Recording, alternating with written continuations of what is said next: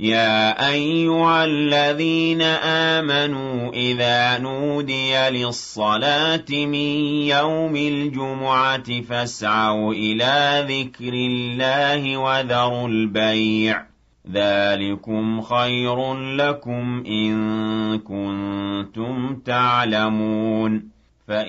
بسم الله الرحمن الرحيم اللهم صل وسلم وزد وبارك على سيدنا محمد وآله الطاهرين المعصومين. مشاهدينا الكرام السلام عليكم ورحمة الله تعالى وبركاته. بدأ السلام أنغا بجمع كتبا كننا أمي بمكو كارتيلا مي نبي ويلي مصر دي almami mi nabi wele Muhammad Abu Jafar Jabate ale ye kutuba belebele ke anye kutuba min konna na kumana ma babunya yeraka anga dine wo misanin chaman be adadona o kunkuna nyanyana ko fese anye anga nyamada Muhammad Abu Jafar ka ni juma kutuba infe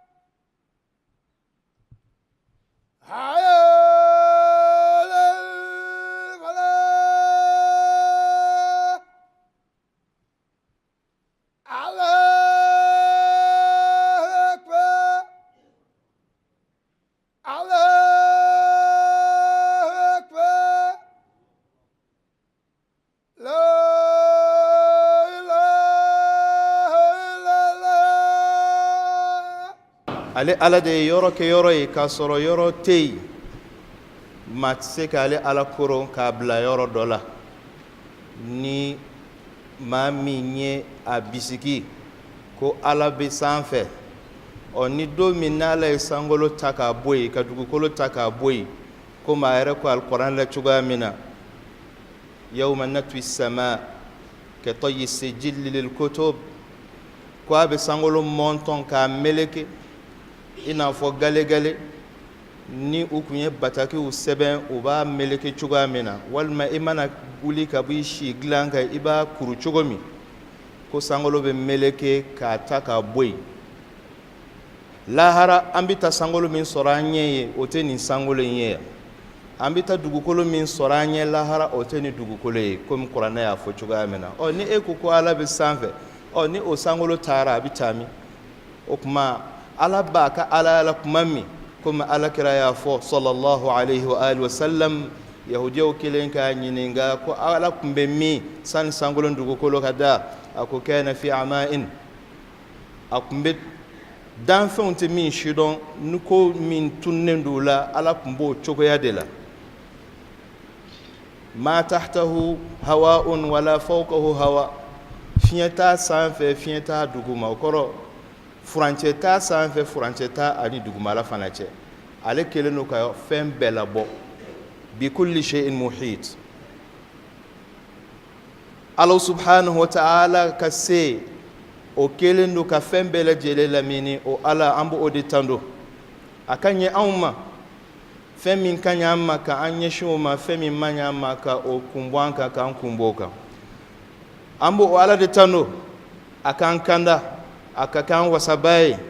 an ye ko minnu kɛ olu kɔlɔlɔ ani olu juguman a ka anw kisi ka bɔ olu bɛɛ lajɛlen ma an bɛ jɔn tiɲɛna kɛ k'a fɔ o ala kelen pewu de bɔn fɛn ɲɔgɔn t'a la ale de ye cogoyaw kɛ cogoyaw ye k'a sɔrɔ cogoya tɛ yen danfɛn tɛ se k'a cogoya dɔn ale de ye jɛman kɛ jɛman ye k'a sɔrɔ jɛmanya tɛ yen a tɛ fɔ k'a jɛlen ka finman kɛ finman ye k'a sɔrɔ finmanya tɛ yen a tɛ fɔ k'a finnen ale de ye belebele kɛ belebele farikolo la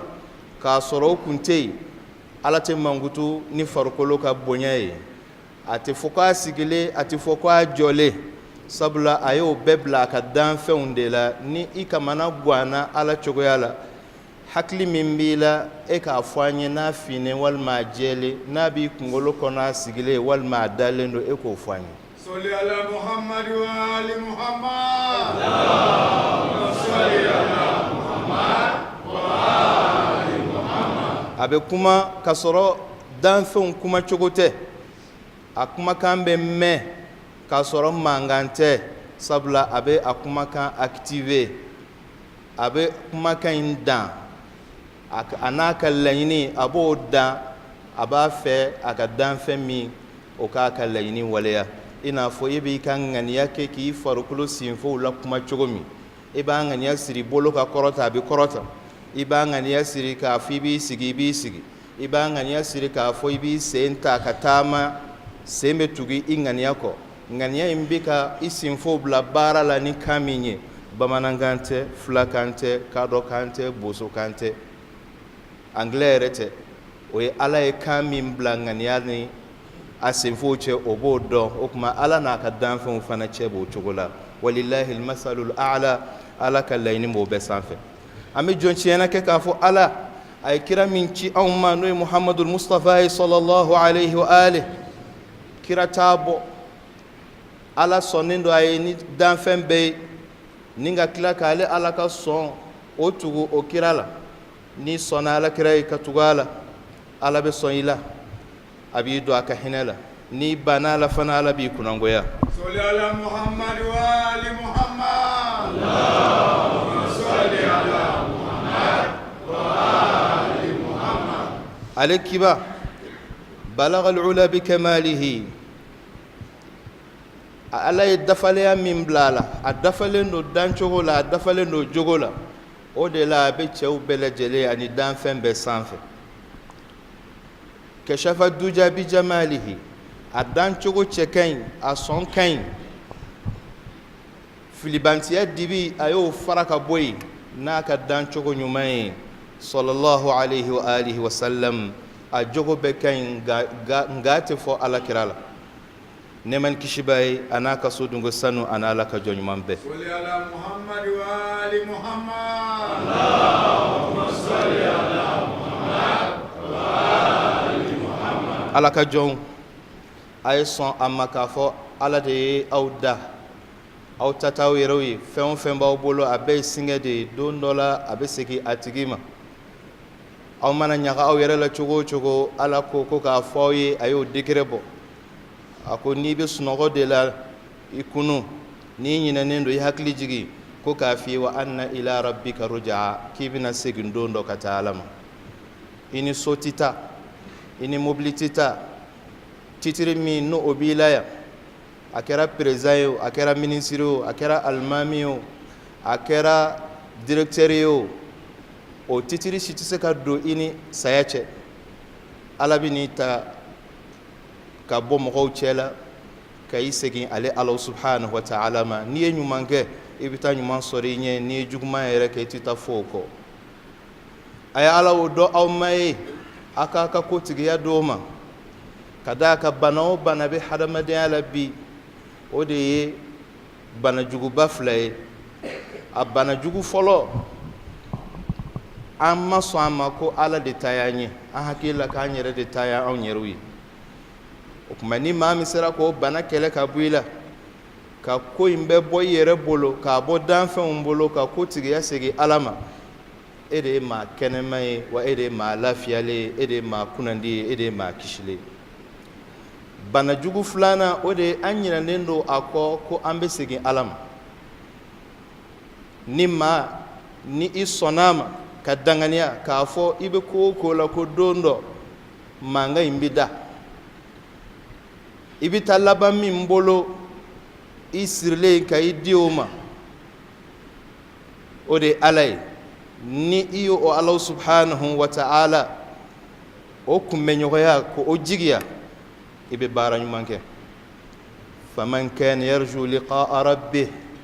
falyamal amalan salihan wala yushrik bi ibadati rabbih ahada i bɛ baara ɲuman kɛ i tɛ foyi fara Ala ka Ala batoli la o kuma n'o kuma in fɔra sa a bɛ dɔw ɲɛna k'a fɔ ni shirku kuma fɔra dɔrɔn mushriku wɛrɛ tɛ yen nashimuna kɔ mushriku wɛrɛ tɛ yen sɛbɛndonna kɔ wal iyazu billah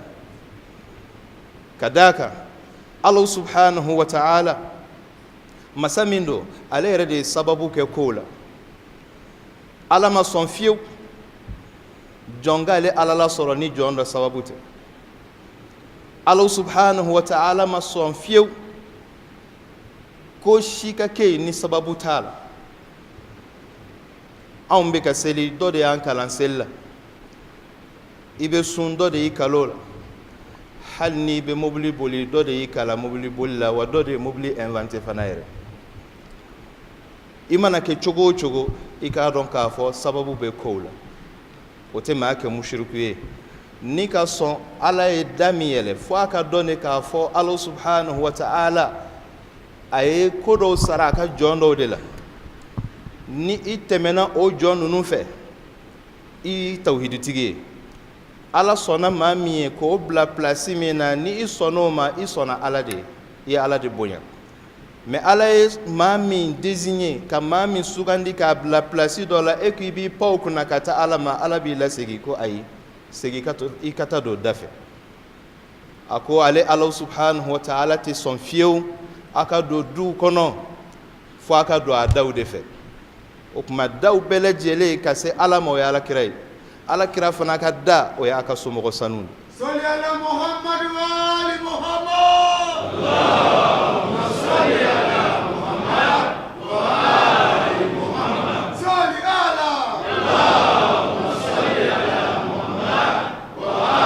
ali Muhammad. Ni sababu ko ɲini ko se Ala ma k'i se Ala ma n'o bɛ maa kɛ mushriku ye o kumana Yakuba kun ye mushriku ye sabula a sɔnna a ɲɛ ka yɛlɛ ni Yusufu ka duloki ye ni sababu ko do i ni kojugu cɛ Ala yɛrɛ sɔnna sababu min ye n'o bɛ maa kɛ mushriku ye Ala ka nabiyuma Tɔlut o kunna kɛ mushriku ye nabiyu do walima masakɛ do kuranɛ ka fɔcogo la Tɔluta Ala y'o kɛ masakɛ ye a bɛna taa kɛlɛ kɛ tuma min na taamasiyɛn dɔw bɛ yen a k'u kana ji min minnu ye ji min k'a kan sɔsɔ olu ma se ka kɛlɛ u ma se k'a matarafa u bɛna taa kɛlɛ kɛ waati min Ala yɛrɛ de y'a fɔ ko wagande dɔ bɛ na n'o ye kɛsu belebeleba ye ko gundo dɔw b'o kɔnɔ o ye Ala ka gundo ye ani Musa ni Haruna olu bolofɛn kɔrɔw berew ni sanbaraw ni nabiman dɔw olu bolofɛn kɔrɔ ni Ala yɛrɛ ye barika don o la ka o kɛ kɛlɛcɛ dɔw dɛmɛnan ye o dun ka girin ka tɛmɛ anw ka sɛbɛnden kan mɛlɛkɛw yɛrɛ bɛ fɛn min ta ɲɔrɔ o tɛ fɛn fɛgɛman ye dɛ o kuma o mɛlɛkɛw ani Ala yɛrɛ min jɛna n'a ye sa o Ala yɛrɛ fana ye mushriku ye wa maa minnu bɛ nin kuma fɔ k'a caya olu yɛrɛ ka sheikhu ba o fatulen komi a bɛ bidaya wa nihaya la cogoya min na Ibn Kathir do y'o kitabu walafi Ibn Taymiyyah rahimahullah kuma min na n'a fatura u y'a su ko ni ji min ye minnu y'a su ko a suko ji tɔ u ye barika ɲini n'a ye u y'a min u y'a mun u la siduru min n'o ye tɔmɔnɔbulu ye o min farala a sukolanw kan u y'o tila o ni ɲɔgɔn cɛ mun kama barika ɲini a fatulen u ye kuranɛ jigi hakɛ min kɛ maa t'o da dɔn a bɛɛ b'o kitabu in kɔnɔ wa u taara dɔw yɛrɛ taara yɛlɛma kaburu la tile caman ni kaburu jura n'o bɛ maa kɛ mushriku ni bidaya ye o tuma na aw ka maa fɔlɔw olu ye o dabɔ ni Ibn Taymiyyah zurali ye dɛ Ala ka sabu ɲuman d'a ma Ala ka labanko ɲuman d'a ma nin bɛɛ bɛ jɔn sɔrɔ ni jɔn ala ye a fɔ I ka min dɔn ni m'o dɔn o de b'a to I bɛ kɛ munkiru ye ala subhanahu wa ta'ala a ko an ma suratul mu'minuna la a ko yala kuranɛ min ni ala ko y'ale kumakan ye f'i ka da la ko sababu ye tiɲɛ ye e de b'i jɔ k'a fɔ ko ala ko e yɛrɛ ni ala cɛ ala y'a fɔ e ye e de bɛ kuranɛ suran dɔ ta qala allahu ta'ala ala ko ta ala y'a fɔ e ye wa karamɔgɔ dɔ de ye kalan ko nin ye kuranɛ ye o karamɔgɔ fana y'a minɛ karamɔgɔ dɔ la o fana y'a minɛ fo alakira la alakira de nana an ma ko kuranɛ ye ala kumakan ye Soli ala Muhammad wa ali Muhammad Allahumma soli ala Muhammad wa ali Muhammad o kuma karamɔgɔ ko ye tiɲɛ ye dɛ shehu ko ye tiɲɛ ye dɛ ɔhɔ I bɛ se k'a fɔ de ko minnu b'u ka shehuw bonya a tɛ bɛn e ma nka e dun fana bɛ maa dɔw bonya olu tɛ shehu ye dɛ n'an ye kira mɔdenw bonya a ma se nin bɛɛ la nka kuma dɔ la masakɛ ninnu roi ninnu anw b'a fɔ kira mɔdenw ma sharif nka n'olu bɛ masakɛ ninnu wele u b'a fɔ ko sumuwul amir u bɛ titiri dɔ fɔ ka sɔrɔ k'o tɔgɔ fɔ u t'u tɔgɔ jalan fɔ fiyewu ɔhɔn k'i mɔsɔn ala kira mɔden n'i ka shehu ye o ye mushrikuya ye nka k'i mɔsɔn roi ni waritigi ye o tɛ mushrikuya ye dɛ ɔhɔ aw b'a kuma ka wowo ci k'a fɔ ko minnu b'u ka shehuw bonya mushrikuw don bida don nka aw bɛ boli waritigi minnu kɔ yɔrɔ bɛɛ diɲɛ fan bɛɛ hali ni waritigi n'a ye galon tigɛ I t'a fɔ a ma k'a ye galon tigɛ I b'i ban k'i den da I sen kan kuma dɔ la nka n'i taara waritigi ka so a ka wari kama I b'a den ta k'a da I sen kan f'i b'a la dɔnkɛ yɛrɛ shehubaw yɛrɛ b'o kɛ o mun kama wari kama e sɔnna ka fɛn dɔ kɛ wari kama ni mɔgɔ wɛrɛ b'o kɛ ala ni alakira kama e ko k'o ye mushriku ye o kuma ala subhanahu wa ta'ala ko yala aw ma kuranɛ aw hakili jagabɔ a kumakan na wa walama alakira nana aw ma ni min ye ko aw bɛɛ ma kun t'a kalama o de la aw banna la wa walama aw ma kira in dɔn de o de la aw murutilen don a ma wa walama aw b'a fɔ ko fa de b'a la ala ko ayi a nana aw ma ni tiɲɛ de nka mɔgɔ sɔn caman de tɛ sɔn tiɲɛ la tiɲɛ ka kunna bɛɛ tɛ sɔn tiɲɛ ma o de la I b'a ye k'a fɔ tiɲɛtigi ka dɔgɔ wa tiɲɛ jama o man ca maa min sɔnna kira la ani kira bɔnnaw la diɲɛ kɔnɔ I b'a ye o man ca dɛ a ko ni ala dun kun sɔnna ka tugu maaw ni dungɔ kɔ sankolo bɛ tiɲɛ dugukolo bɛ tiɲɛ a n'a kɔnɔfɛnw a ko nka ni ala nan'u ma n'u hakili jiginna de ye nka u bɛɛ lajɛlen na u b'u muruti k'u kɔdɔn ka bɔ o ma a ko walama e bɛ ka sara de ɲini u fɛ a ko ala ka sara o de ka fisa ni maaw ka sara ye ala ka sɔn o ka ca ni maaw ka sɔn ta ye a ko e tigitigi b'u kanda e b'u wele ka taa sira tilennɛ ma a ko maa minnu dalen tɛ lahara la olu bɛ jɛngɛ ka bɔ sira tilennɛ ma an bɛ ala deli ala k'an kɛ maaw ye minnu dalen don ala la u sɔnnen don kira la u sɔnnen don kira ka so dungow la ala ka jɔnɲumanw u sɔnnen don o la ala k'an kɛ maaw ye minnu dalen don lahara ko in na ala subhanahu wa ta'ala k'an ka banabagatɔw kɛnɛya k'an ka kɔlibaatɔw sɔn an ka taabaw ala ka hinɛw la ka ala deli ni jama jɛra cogo o cogo I b'a sɔrɔ kuntigi n'o kɛra a la k'o bi ɲɛ an bɛ ala deli an ka ɲɛmaw ala ka hinɛ don u la k'a ɲɛsin jamanadenw ma jamanadenw fasoden ɲumanya dusu ala k'a don u la an ka jamana kɔrɔnfɛla an bɛ ala deli subhanahu wa ta'ala ala k'a to maliyɛnw taaya la ala kana tila ala kana bɔrɔtɔ ala subhanahu wa ta'ala a ka don ani diɲɛ bosonikɛla jugu ala ka don ani u cɛ ka ala deli subhanahu wa ta'ala an ka kɛlɛcɛw ala k'u lakana ala ka se ni wasa d'u ma ka ala deli alisilamɛw bɛ diɲɛ yɔrɔ o yɔrɔ ala ka u ni kɛ ɲɔgɔn fɛ ala k'u tin don ɲɔgɔn na ala ka u makari don ɲɔgɔn na ala k'a to u k'u tɛgɛ di ɲɔgɔn ma u ka keleya ala ka o sabati komi ala ni kira b'a ɲini cogoya min na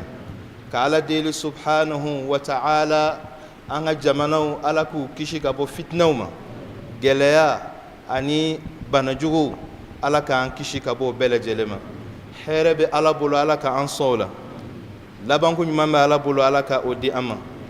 اللهم ربنا اجعلنا من جندك فإن جندكم الغالبون واجعلنا من حزبك فإن حزبكم المفلحون واجعلنا من أوليائك فإن أولياءك لا خوف عليهم ولا هم يحزنون وصلى الله على محمد وآله وسلم بسر بسم الله الرحمن الرحيم إنا أعطيناك الكوثر فصل لربك وانحر إن شانك هو الأبتر كعلى الديلي سبحانه وتعالى أن جمعنا على كولسما على كبسغي اللهم اغفر للمؤمنين والمؤمنات والمسلمين والمسلمات الأحياء منهم والأموات وتابع بيننا وبينهم بالحسنات والخيرات